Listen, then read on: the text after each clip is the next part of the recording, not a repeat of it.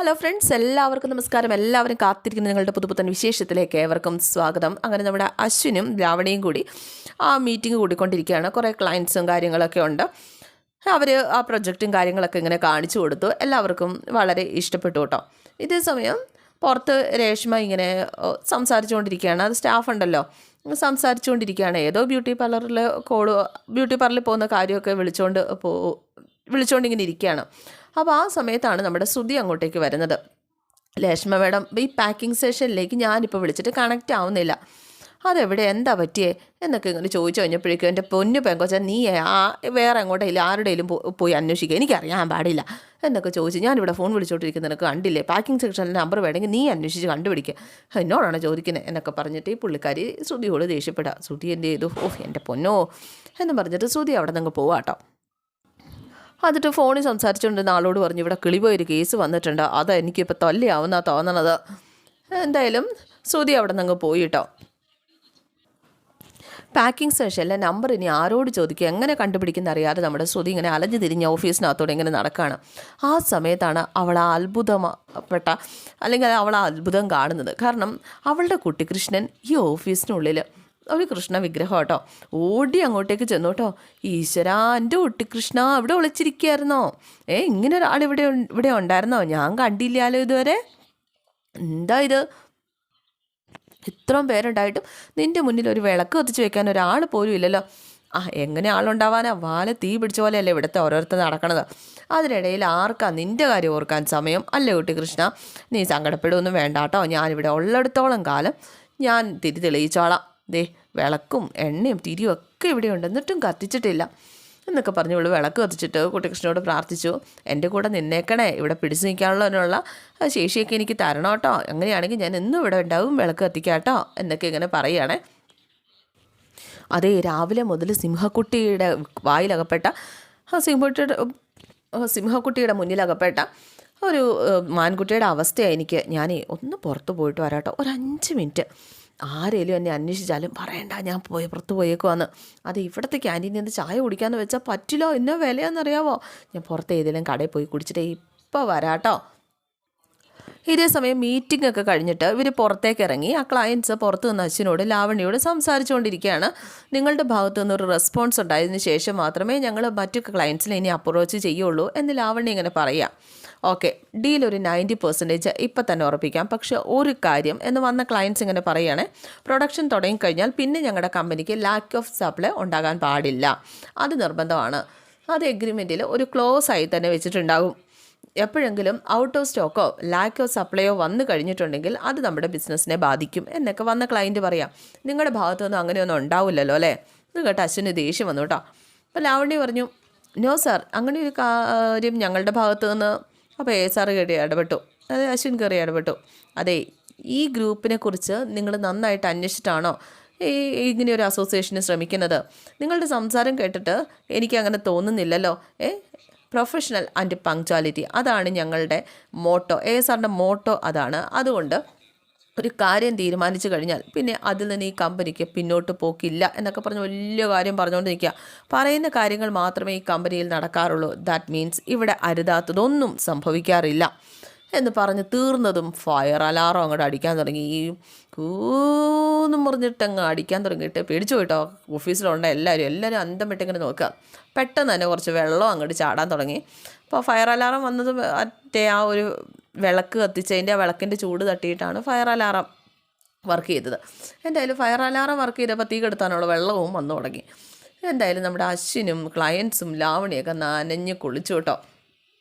അങ്ങനെ കടുപ്പത്തിലൊരു ചായയൊക്കെ ഓർഡർ ചെയ്തിട്ടൊരു ചായക്കടയ്ക്ക് മുമ്പിൽ നമ്മുടെ ശ്രുതി ഇങ്ങനെ നിൽക്കുക കേട്ടോ. അപ്പോഴാണ് കൂട്ടിൽ ജിലേബി ഇരിക്കുന്നത് കാണുന്നത്. ചേട്ടാ ഒരു ജിലേബിയും കൂടെ.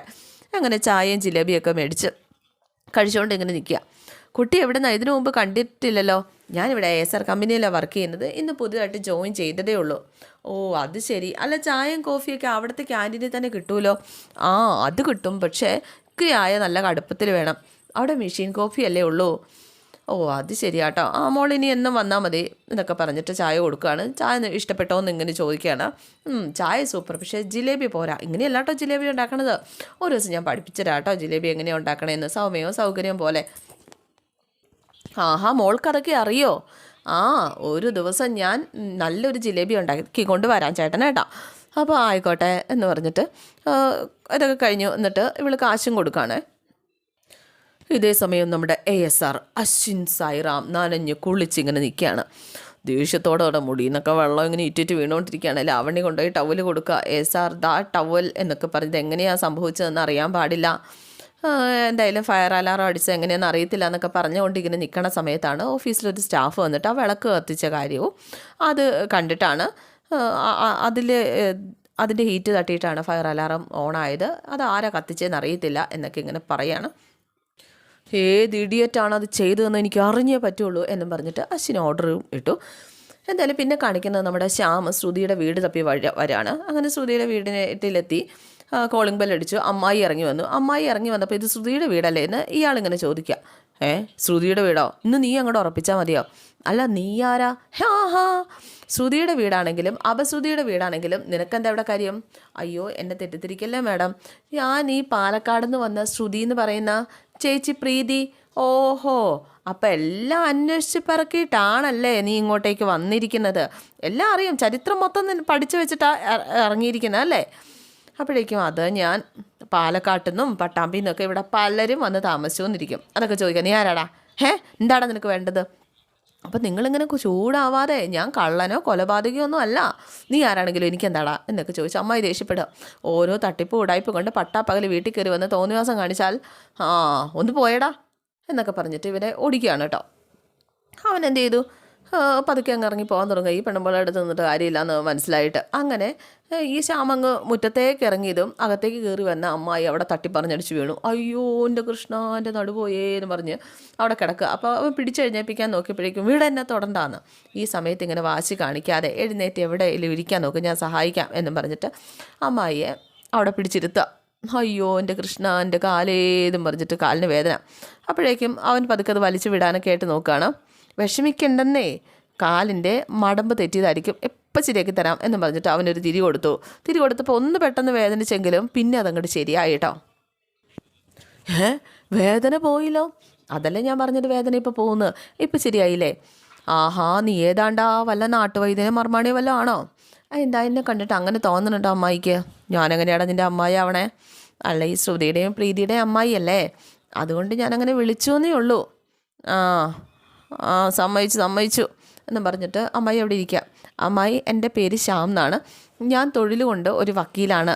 ശ്രുതി എനിക്ക് പാലക്കാട് വെച്ച് തന്നെ പരിചയമുണ്ട്. ഒരു തവണ ശ്രുതിയെയും അച്ഛനെ അമ്മയൊക്കെ രക്ഷിച്ചത് ഞാനാണ്. ഒരു തവണ ശ്രുതിയോടൊപ്പം പ്രീതിയെ ഞാൻ കണ്ടിട്ടുണ്ട്. ഓ മോനായിരുന്നോ? ക്ഷമിക്കും മോനെ, ആളറിയാതെ ആട്ടോ പറ്റിയത്. അപ്പോഴേക്കും എന്തായാലും അറിയാതെ പറ്റിപ്പോയതാ. എന്തായാലും മോനോട് ഈ ചെയ്തതിന് എനിക്ക് ശിക്ഷ കിട്ടുകയും ചെയ്തു കേട്ടോ, അതുകൊണ്ടല്ലേ ഞാൻ വീണത്. അല്ല മോൻ്റെ പേരെന്താ? ശ്യാം മാധവ്. ഓ ശരിക്കും മോൻ ശ്യാമമാധവൻ തന്നെയാ. കൃഷ്ണൻ. മോനെ കുടിക്കാൻ എന്താ വേണ്ടത്? ചായ എടുക്കട്ടെ? ഓ ചായ മാത്രം പോരാ, ഒപ്പം നല്ല പക്കാവടയോ പഴംപൊരിയോ എന്തുണ്ടായാലും ഒരു വിരോധവും ഇല്ല. നീയാൾ കൊള്ളാലോ, എന്നാൽ ഞാൻ എടുക്കാം എന്നൊക്കെ പറഞ്ഞിട്ട് അമ്മായി പതുക്കെ എഴുന്നേറ്റ് അവനോട് ഇരിക്കാൻ പറഞ്ഞ് ചായയൊക്കെ എടുക്കാനായിട്ട് പോവാണ്. അല്ല കാലിന് വേദനയുണ്ടോ? ചെറിയൊരു വേദന, കുഴപ്പമില്ല എന്നൊക്കെ പറഞ്ഞിട്ട് അമ്മായി അങ്ങ് പോയി. അങ്ങനെ ശ്രുതി ഇതേ സമയം ഓഫീസിൻ്റെ താഴെ എത്തിയിട്ടുണ്ട്. എന്നിട്ട് കടലയൊക്കെ കുറിച്ച് ഇവൻ്റെ കാറിൻ്റെ പുറത്ത് വെച്ച് കടലയൊക്കെ കുറിച്ച് നിന്നുകൊണ്ട് ഇങ്ങനെ ഇരിക്കുകയാണ്. ആ സമയത്താണ് അശ്വിൻ അതിൽ വരുന്നത് കണ്ടത്. ഈശ്വരായി, കടലമിഠായി എന്താ ഇവിടെ? ഇയാളെ എന്ന് കണ്ടാലും ആ ദിവസം പോക്കാണല്ലോ എന്ന് പറഞ്ഞ് ഇവൾ ഒളിച്ച് നിൽക്കുകയാണ് കേട്ടോ. ഇവൻ വന്ന് കാറിലേക്ക് കയറാൻ നോക്കിയപ്പോഴാണ് ഇവൻ്റെ കാറിൻ്റെ പൊക്കത്തൊരു കടലപ്പൊതി ഇരിക്കുന്നത് കണ്ടത്. പതുക്കെ അവൻ തിരിഞ്ഞ് അത് എടുക്കാനായിട്ട് അങ്ങോട്ട് പോവുക. അപ്പോഴേക്കും ഇവളാലോചിച്ചു, അല്ല ഞാനെന്തിനാ ഇയാളെ കണ്ടിട്ട് പേടിച്ച് മാറി നിൽക്കണത്? ഇയാളെ കൈ കിട്ടുകയാണെന്ന് പറയണമെന്ന് വിചാരിച്ചിരിക്കുകയായിരുന്നല്ലേ? എൻ്റെ കുട്ടി കൃഷ്ണ, ഇയാളെ പൊരിച്ചെടുക്കാനുള്ള ശക്തി തരണേ എന്നും പറഞ്ഞിട്ട് എതിർത്ത് തോപ്പിക്കാനുള്ള ശക്തി തരണേ എന്നൊക്കെ പ്രാർത്ഥിച്ചുകൊണ്ട് ഇങ്ങനെ നിൽക്കുകയാണ് കേട്ടോ. അപ്പോഴാണ് അവളുടെ കടലപ്പൊതി തട്ടി എറിയുന്നത് കണ്ടത്. നിങ്ങൾ എന്തേ കാണിച്ചതെന്നൊക്കെ ചോദിച്ച് ഇവളെ മുന്നിലേക്ക് ചെല്ലുക. അപ്പോഴേക്കും അശ്വിൻ ചോദിച്ചു, നീ എന്താ ഇവിടെ? അതല്ലല്ലോ ഞാൻ ചോദിച്ചതിന് ആൻസർ. നിങ്ങളെന്തിനാ എൻ്റെ കടൽ തട്ടിക്കളഞ്ഞത്? കണ്ടവൻ്റെയൊക്കെ മാലിന്യം എൻ്റെ കാറിൻ്റെ പുറത്തല്ല സൂക്ഷിക്കേണ്ടത്.